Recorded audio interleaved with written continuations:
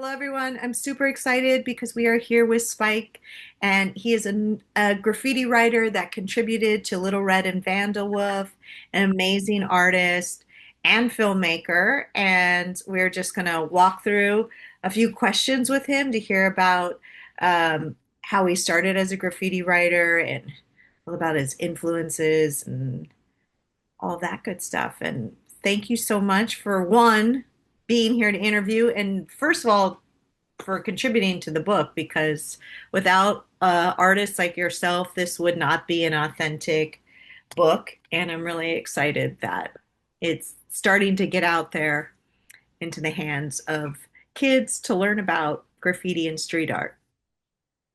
Thank you for having me. And your book actually is the first, uh, I guess, public view of that particular type of art I've been doing.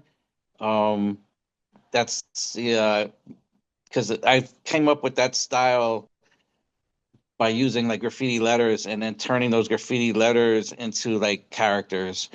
And I think the one that you have is the piano player, right? Yeah. So that was based off of a friend of my mom, Ronnie Matthews, who was a jazz musician, and he played the pianos. I remember as a kid, back then in the 70s, you go to bars with your parents and you're sitting there like as a 5-year-old and they're all having fun getting drunk listening to music and you're sitting playing pinball with some other kids that they brought in. So that was actually Ronnie Matthews, my interpretation of him through these new type of characters that I've been creating. That's awesome. And I've never released them. I've done them on canvas and I've given them to family. They've been sitting around, and I've actually thought about this year of trying to create a couple of bigger artworks, pieces, and maybe doing a few murals here and there Yeah, with you them. should. You should. Yeah. Maybe you can put one similar to this in the book launch slash group art show. If you're in. Well, that one I have on. I just don't remember if I have it because I have a couple of them here, but my sister has some, and some other family members have other ones. If I could find the original from that one, I'll definitely put it in. I have other uh canvas I could put in for the art show, Yeah, yeah. Artists and are doing whatever they want. Some of them are making something new and original. The theme is art is not a crime. uh, So, yeah, I don't. And it's funny because I have in the house here, I have some graffiti. Oh, you probably won't be able to see it because I have this crazy background on. I don't know if we could. Does this show up at all? no, it just looks like an No. empty Yeah. spaceship now.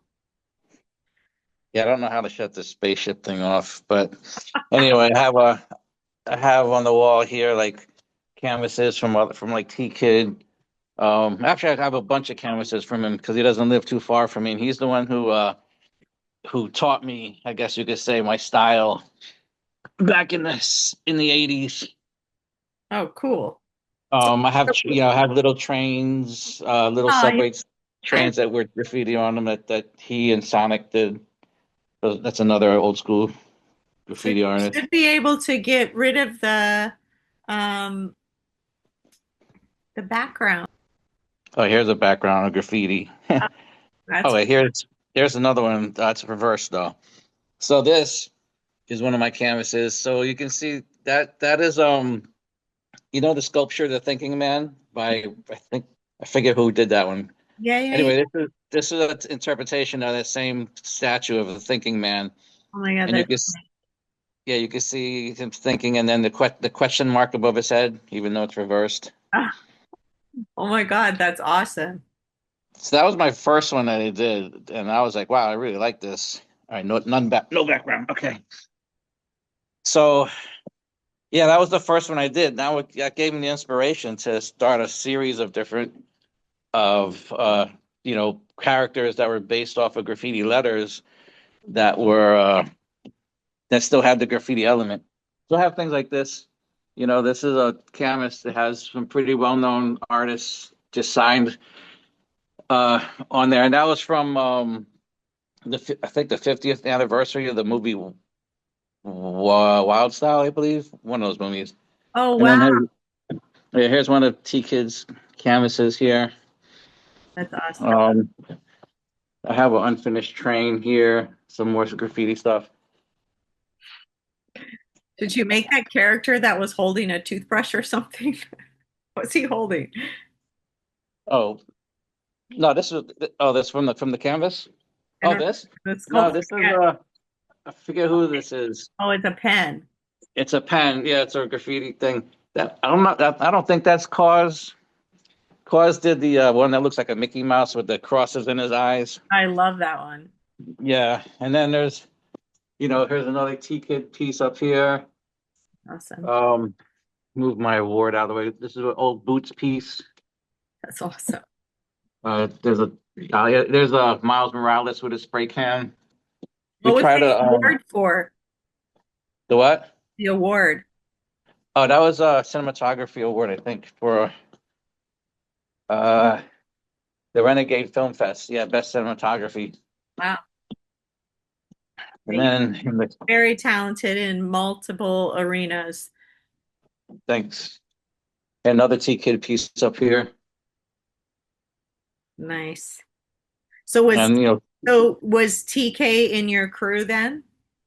no, he was from a whole other area. I met him at Henry Chalfont's studio when he was putting together that book, Subway Art, the Mhm. original book that would showcase the trains, the subway trains.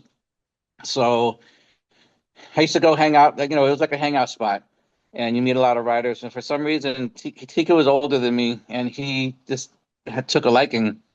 And he said that I remember when I met him, he said, "You remind me of myself, when I was your age." So he kind of took me under his wing, and I went and did a bunch of murals with him around 14th Street area. We did like leaving back lumber, uh, this pizzeria, I forget the name of it. And then there on 14th, I forget exactly what corner it was, but they had a lot of construction wood up, like, so you could block it so people wouldn't see. And we did a giant, giant mural over there. I don't have any pictures of that. I think he has some, but he's the one that kind of taught me his style. I had a lot of his black books and stuff that I took home, and I sat there and I practiced and practiced. And then when I went back he was from the Bronx and I was from Brooklyn. So I went to Brooklyn Tech and, I didn't really tell anybody that I was hooking up with him and learning from him. I just went back to school and had a brand new style and everything. And, you know, worked my way up the ranks, I guess you could say, as far as style goes. We had our own crew that we started called the X-Men crew, which my friend Tattoo, he was like a brother of mine. He lived up the block, and he knew my family way before we went to Brooklyn Tech or graffiti. We used to play a lot of basketball together and go to my friend Adam's house to the Hamptons and fish and everything like that. Then he was a year older than us, and Tattoo went to Brooklyn Tech, and that's where he met this guy Soe, Mhm. and they that's how he started in graffiti. Then he comes back, he goes, "Oh man, you got to see this stuff. Graffiti is awesome." So we would go sit on the train station at Brooklyn Bridge because you had the IRT trains go by, and then you had the number six train come by. At that time, the number six train had the best looking pieces on it that were by Scene, PJ, and a couple of other guys, Duster, and those were the trains that had like I guess the strongest style on them. They had other trains on the IRT also, but those were like consistent. And we would sit there and take pictures of them. Take a million pictures of all the trains that went by, and then go home, develop them, and then practice. You can call it biting, I guess, if you want. Like, you see like an arrow that you like, you're like, oh, let me put this arrow on my work and try to get my letters to look kind of like this letter that he did. To make yourself, Good uh, practice. Good practice. yeah, to make yourself better. It was awesome time. Um, Well, what was the original moment? Do you have like a moment where you were like, this is what drew me to graffiti? Was it a person or was it? I guess Tattoo was the one that drew me to it because he was so. excited about it. And when I was younger, I was never really too sociable. I guess I was really shy. And when graffiti came around and he showed me what it was and we started doing it together, it kind of opened me up to more friends and hanging out with a lot of people because a lot of people were doing it at the time, a lot of kids, and it was just like a community. It was awesome. And then also on top of that, see, breakdancing had just came out, and then DJing and hip hop had just came out. So we're doing all of that at the same time, and it changed me as far as being sociable, learning. I didn't have like a brother or someone who was like a father figure at that time besides tattoo, and he was just trying to show me the ropes, I guess you could say. And he um he was the one that really got me, excited about it and excited about art and different colors. Then I started meeting other people that were like people that I would be afraid of because I was really shy. I was like an Asian kid. I grew up next to the projects in Brooklyn. Um, I always got picked on, so I always had to fight. But I still, even though I fought a lot and tried to hold my own, I still didn't feel like I didn't lose any fights really, but I still didn't feel like confident. Like, yeah, I could take care of myself. I just was always really shy for some reason. But once we started the crew, the X-Men crew, and we started, hanging out with all these different people that were like true thugs, um, I felt more more secure in myself, I guess I could say. And then when my style changed after meeting T Kid, then people were like, "Oh my God, you're so good." And oh, but by the way, my graffiti name was Raze, Raze. So everybody was calling me Raze, and they were like, "Oh man, Raze, your style is like awesome, and can you teach me?" Um, and then the X-Men crew had gotten really big too, and people just wanted to be around us to hang out because we just had so many people. And it's like one of those things where you just a lot of kids who are kind of like this in my situation where you're kind of shy, they just want to be around people that have a lot of, I guess you could say power or the perception of power.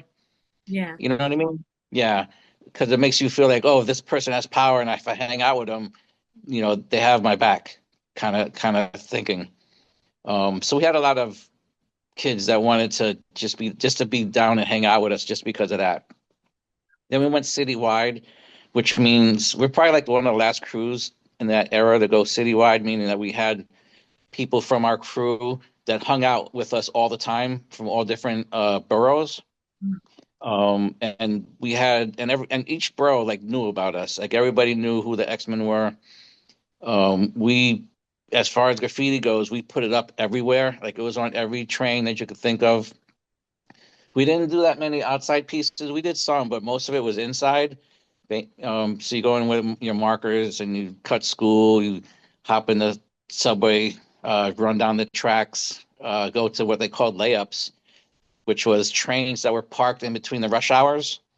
So like around 10 o'clock, they park all the trains in between the stations at certain places. Like the ones that we used to go to was in between Utica Avenue and Utica Avenue and Kingston. I think there was a stop before Kingston. Anyways, it was like between three stops. So you had all those trains, and we'd go in at Utica, I think was the easiest one to go into, and then we just work our way back to the end. And you go through the trains, right on whatever you can. At that time in the beginning, I don't know if you remember, but the trains were like really, really bombed. It's called. That's when there's this graffiti everywhere, and there's like no places to write because like everybody had a spot. So you're taking like these little tiny tags. You're trying not to write on the windows because they clean those right away. Um, and then I think in 83-ish, they started cleaning the trains more and they started releasing newer trains. I think the white trains and the red birds came out. And like you were dying to get out there and catch one of those before anybody else. So the long strip above the window was like the best spot to tag because it was only enough space to put your own tag in, and it was called a headliner. I think it was called a headliner. Anyway, so you wrote on that and you had that spot. Like no one else would really go over you, but like on the doors and on the other panels, like people would go try to squeeze into little places. But if you got the headliners, like you had the hot spot. That's good. I never, that's a new one for me. I had not heard of, I've heard a lot of like, a lot of the terminology I'm pretty familiar with just from more from just being very interested in, the subculture and like reading a lot about it and then working with a lot of through the curation. But I have never heard headliner before. That's so cool. Yeah, it's funny. I just came from a show um where my friend seen. No, I just wanted to put Oh, this there up. we go. Oh, that's awesome. So anyway, this is a recreation. This is actually in a garage, and he redid this whole piece, this whole train thing, all these little pieces. Everything was real except for like the back is all wood. He recreated that, but the windows, the hangers, the seats, all that stuff is originally from a train. He works at a place that dismantles trains in Brooklyn, and then they put the trains into the ocean to create reefs. Mhm. So he has the access to all this stuff. That's awesome. So that part right above the window, that's like the headline. That's like the spot right there. That's You amazing. know, yeah. Like, and you can see like to the right, that little panel. Like if you tag all these other people tag around you, you'll get that one guy who has a marker that has a lot of drips. If he takes the tag up top and his stuff just drips down everywhere, it either gets all over your tag or you can't tag there because it's just a big mush. Wait, do you Um, remember where your first tag was? You remember? oh no, yeah, it's funny. Well, when I first started, it wasn't on a train; it was in the street, and I was young. I think I picked the name Stargazer or something stupid like that. But I I like didn't know. I didn't know. Like at that time, I was like doing Stargazer, and it with a stupid star at the end. But my everybody was saying like, no, you need something short so you could do it fast, so you can get as many up as you can. So I shortened it to SG, right? So then um, we were riding on everything that was outside, walking around the neighborhood, street poles, and I decided to take a giant tag on the side of a green van with it was called a uni marker, which was like a marker that you create signs with, and I took this giant SG tag on the side of it. And a couple of days later, tattoos. He was working for my mom. She has a newspaper, and he's sitting there, I guess, sorting papers or sorting mail for them. And a van pulls up outside, and the people open the door and they start delivering papers. And he looks and he says he sees the big tag on the outside of the van. It says SG. Goes, oh look, Aram hit that van. And they're like, what? They said, oh no, that graffiti on the side that was Aram, or me, Spike. My real name's Aram. So then I got in trouble because they found out it was me that took the tag on the side of that van. And I was like, oh man. So I stopped writing in the street from there, and I kind of stopped. I just started doing things in books, and that's before that was when I was in junior high school. Then I went to high school in the 1980, and that's when I started doing the trains and hitting the trains. that. Man. Yeah, yeah. My first tag was got me in trouble. The first tag got me in trouble, and my last tag got me in trouble. Hello. When I went to I went to Brooklyn Tech for 2 years and never went to class because we're always cutting out to go to these layups or the yards.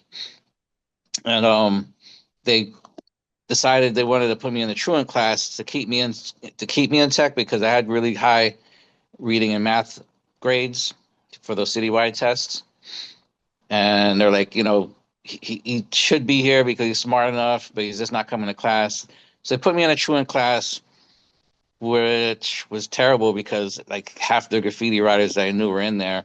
And we figured out the class was so big that we figured out how to get out the back door anyway, and the teacher would never know because there was just so many people there. Um, so then the following semester, which was I think the second year in, they asked me to leave. They couldn't kick me out, but they asked me to leave. So then uh, my parents put me in like a private school with a small class. Like, Brooklyn Tech, you had 40 to 50 people per class in the normal class. And in this private school, I had like 8 people per class, which did, it was different. I was able to pay attention in class, but the headmistress said I was a bad influence because I was bringing graffiti, I was bringing hip hop, I was bringing um, breakdancing into this school of all these uh, private school kids who weren't exposed to any of that yet. But I exposed them to it, and I I got in trouble a lot of times with that because all the kids started wearing fat laces and Adidas, and they started dressing. Oops, sorry, they Okay. started dressing the part in school. And then, Bang Sang Zube was the headmistress. She was like, "Oh, you're a bad influence on these kids. This is turning into we're not street here." I remember her saying. And then one day I had the stupid idea to take some of these kids, bombing with me in the train, and I took them to the train. One of them got scared, didn't want to go in, so he stayed on the station. And so I take the other guys bombing. We were in there, all day. Come out, and I'm at the end of the tunnel, looking at my friend Tom. I'm like, "Hey, is anybody come? Any cops?" And he's sitting there, all scared looking. He goes, "No, no, everything's good." So we come out of the tunnel, and we're sitting on the bench, and this guy comes down in a running suit, and he's jogging back and forth in front of us, and he's looking, and he starts playing with his zipper. And at that moment, I was like, "Oh shit, this is a cop!" And the second I thought that in my mind, he unzips his jacket, he pulls out his badge, and he throws us against the wall. And yeah, so I got in trouble. That was my last time I tagged. Um, I had to go clean trains for 3 weeks. Um, and Did you get any? Did you have to clean any of your own tags off? yeah, yeah, we had to sit there. So for 3 weeks straight, you go into this place, they put all this rubber outfits on you, and you take a bucket and you sit there and you got to scrub. The problem was we were using price marking ink. So with price marking ink, it was what they used to stamp the top of cans with the price mark. Back in the day, they used to do that. And that ink kind of etched itself into the metal. That's what was so special about it. And the only way to get it, it was this place called Samuel Underberg, which was on Atlantic Avenue. And we would go in and buy some and then try to take, whatever we could. But anyway, we would use that in our markers. So when you're writing on the trains, it kind of etches itself into the metal. So you're sitting there scrubbing, and it's taking it. It hardly comes off. Like you can get the first main color off, but the stain stays, and Yeah. you can't do anything about it. And I remember the people complaining that we couldn't get it off, and we used to try to explain them as writers because everybody that was there was a writer. Like, oh, this is supermarketing. This isn't coming off. But they didn't know about any of that stuff. It was different. It was hazardous.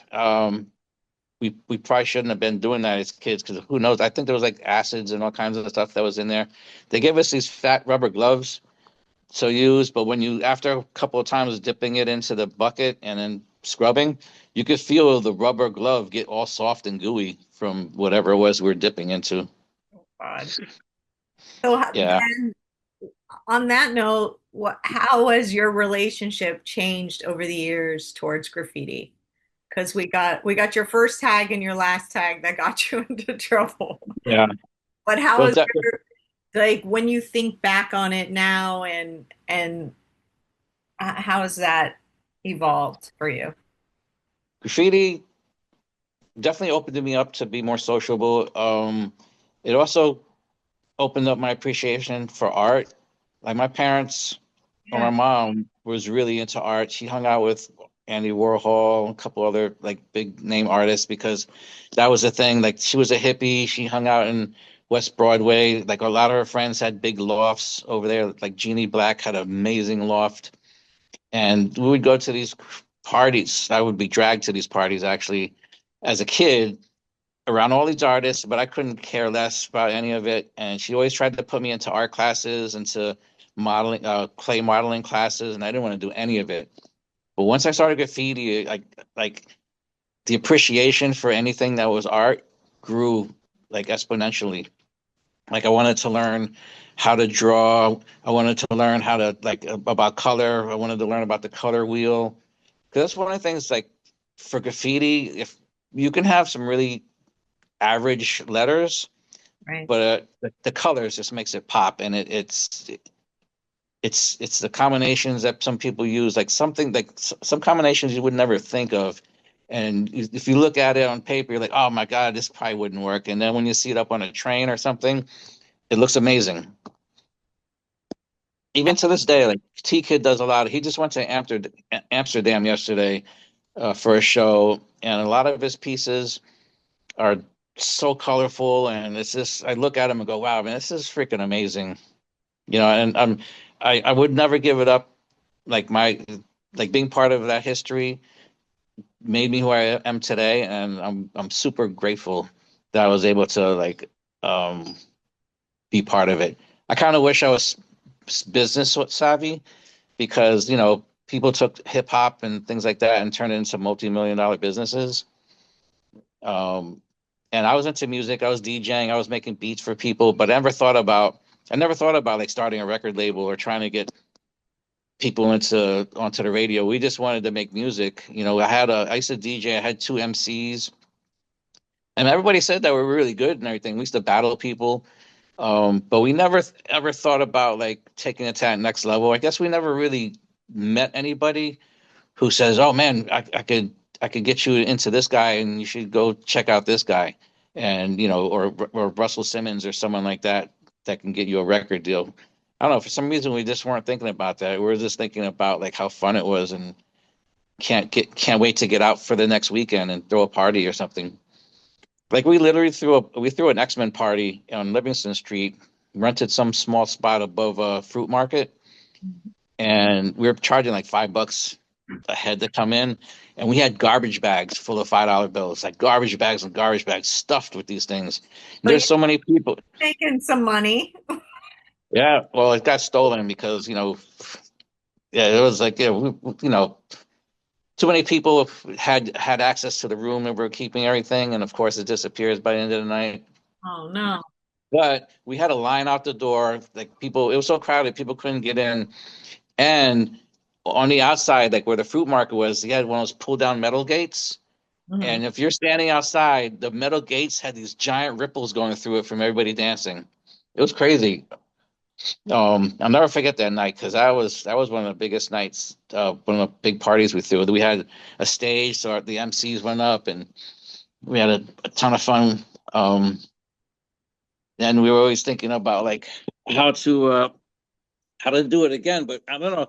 We just didn't have that business sense in us to like, this is like we made so much money this night and we lost it somehow. I kind of know who did it, but it's whatever. It's a long time ago. You Um, your father was also, right? Your father did something with illustration or cover design. my my father, which my sister's father, it's complicated because I grew up with my sister's father up until a certain point. He was a graphic artist, and he was doing like album covers for like the Beatles. One of the ones he did that was pretty famous was the Beatles album cover with the babies and the meat uh, at the chopping block. They're all dressed up in like butcher's outfits, and then he did like graphics for game cards for games like Monopoly, I believe, and a bunch of other ones like that. I just remember a ton of. I remember him having a giant. He had one room that had a giant like table, like kind of like an architect table, but it took up the whole room.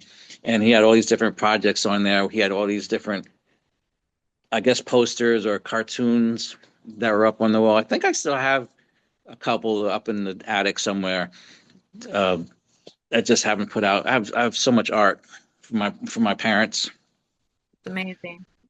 So, So but they did influence you. I mean, maybe indirectly because you weren't accepting it at the moment, but yeah, obviously it's funny you had the when you're talent. when your parents want you to do something, you just don't want to do it, even though it could be great for you. And it took me a while to realize like the opportunities they were offering me.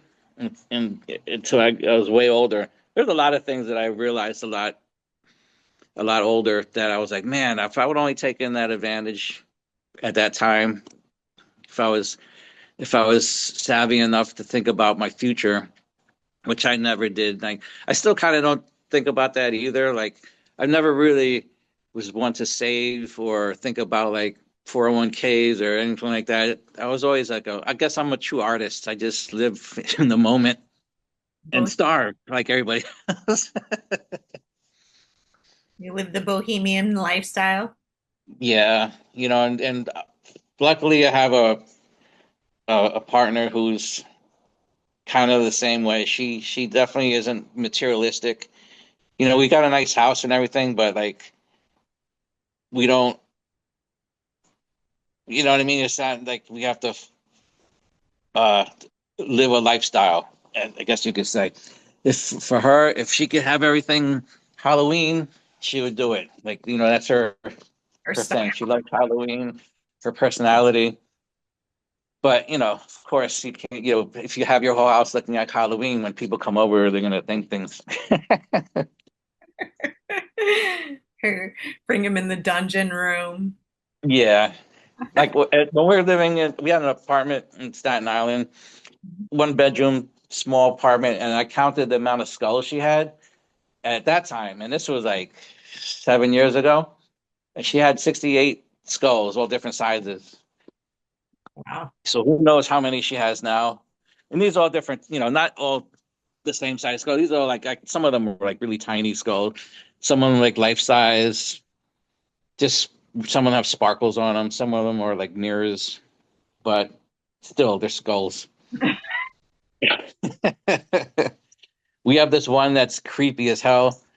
I don't know where she got it from, but it's one of those ones you like. Maybe we should keep this one in the box because I don't like it. Well, if you were talking to the youth and you had an opportunity to say, "Hey, what what advice would you give them? What advice would you say if you want to do graffiti and you're a kid?" Um, um, Man, you know the grown up in me wants to say, "Don't do graffiti. It's vandalism." But the kid in me is like, graffiti is like an outlet for you to express your feelings or to express your artistic talents or nature. Um, it gives you something to practice and think about, because it's not easy just to. It's like any other art, it's not easy to create letters at a certain level. Um, when you first start, your letters are always crooked or like not. There's no real style. Everybody, you get called a toy. That was what you called someone who's sucks, basically. Um, it takes a while to get a style, so when people see your work, they recognize you. Um, so that gives you some motivation to do, especially if you know some other people that do it too, and you have the little bit of competitiveness in you just want to get a little bit better than them, and then they want to get better than you, and it goes back and forth, and you kind of both, or however many people you have, you kind of bring yourself up. Um, it, my friend Tatsu, he started this thing called X Mental, and he was taking young kids that were in trouble for whatever, and he spoke to the city, and he was able to take them out of being put into a juvenile detention place, and he would bring them into his studio, and he would teach them graffiti to kind of give an outlet for them and give them a little artistic, I guess, balance to their life. there you go. I think that And that's great. Um, yeah, I think that that's good advice, right? Like it's a creative outlet, and at the same time, it's a form of expression, and a lot of people who are get into it. So you were saying that for these kids, it was really an opportunity for them to be seen and heard, and yeah, um, So I know the feeling because that's how I felt when I um first started. And nowadays, graffiti isn't like it used to be where you're running around the subways. Yeah, Um, none of that anymore. So, if you wanted to do a train, one of the ways that people have been doing it lately is on freight trains. But it's funny because from what I understand, like with freight trains, there's some rules that they abide by. Um, there's numbers on the freight trains, and as long as you don't paint over those numbers, they kind of don't really mind if you do work on them. So what people have been doing, they've been taping over those, do their work, and then they pull the tape off. got it. Um, so, but yeah, for I guess any kind of art, because now you have street art and graffiti, which the graffiti writers, these the old school ones, are like street art isn't graffiti, and there's like a whole big thing about that. But look at someone like Banksy who took street art and he became this worldwide, known artist whose work sells for millions. Right. And then, a lot of his stuff, when I look at it, I'm like, well, he basically just took stencils, it looks like, and, just put them on walls kind of thing. But it's his outlet. That's what he's doing. And, he's made a name for himself doing it. So you can't knock it. Um, like this girl Claw, she made her name by just drawing claws, like little cartoon looking claws. You know, Keith Haring, he drew babies. So, I mean, at that time too, it's like no one thought about turning it into money. But you never know if your artwork's going to become something that's going to generate money. Yeah. Um, but it'll make you happy if you're writing graffiti or doing street art kind of thing or any type of art, and it makes you happy, then you should definitely do it because I feel at my age now I'm feeling like that's what's most important is to be happy. All right, I'm almost at the spot real quick. So I was saying like not nowadays at my age I feel like being happy is more important than anything. Like chasing the things is this like if there's so many articles and there's so many like YouTube videos showing like how things are really made and it's how much material expense is being really put into it and you're just paying for that name and like why would you give a company $40,000 for a Birkin bag or whatever how much they cost when the actual material cost is probably like $40. Right. I don't know. I definitely, I do look at sometimes, sometimes I do look and say, oh man, it'd be nice to have that dope ass Mercedes, but it's not going to change anything. It doesn't really change like how you feel inside having those things that I experienced. You know, having a nice house that kind of does because when friends come over and they walk in and they see how you put your house together. Like my house, I guess you could say is a little eclectic. And everybody that comes over, they say, "Wow, I could definitely tell this is you." Like you have there's a style in here. It's not like a lot of places that I've been to, like in Atlanta, and when you walk into some of these houses, it's so like not lived in, and it feels so. It feels like you don't want to like touch anything because you're afraid you're gonna break something or put a fingerprint on it. And to me, that's like that doesn't really feel happy. Um, but Well, anyway, let's okay, so you would say if you were going to tell the kids, you would say, follow what makes you happiness, right? So if it makes you happy, follow it. We know there's risks involved, right? But doing something that brings you joy, there's also a ton of benefits. yeah, Yeah, and with the risks, you don't have to take those risks because there's the actual writing of graffiti on a public spot, like on a trash can or or something like that. That really doesn't get you the fame like it used to back in the day when you had the subways running through the city. The whole point of writing on a certain train line was because it went from Brooklyn to the Bronx, and Right. everybody got to see it. Now it's like you write on a pole, like who's really going to see that? Now you have Instagram and all these other places that can reach worldwide. So if you're going to write graffiti, it's like you can do a wall somewhere, get a permission wall, which also people say like, oh, that's not really graffiti, but don't listen to those people because you're not. That whole era is gone, and you basically want to get your work out there. Doing canvases, doing black books, paperwork is also something that back when we first started, we had black books and we do everything on the black books, so our sketches and everything, and then you transfer that to the train, and no one knew that those black books were more uh I don't want to say expensive, but they draw a lot more money than any canvas does because that's like the original idea that's happening. Like my friend, his black book, he brought it to Paris with him, and someone bought not the whole book. They bought a couple of pages out of it for 40 grand Dang. because it's from the original from the 70s that he did, and it's like wow, that's awesome because like you can't recreate that, you know.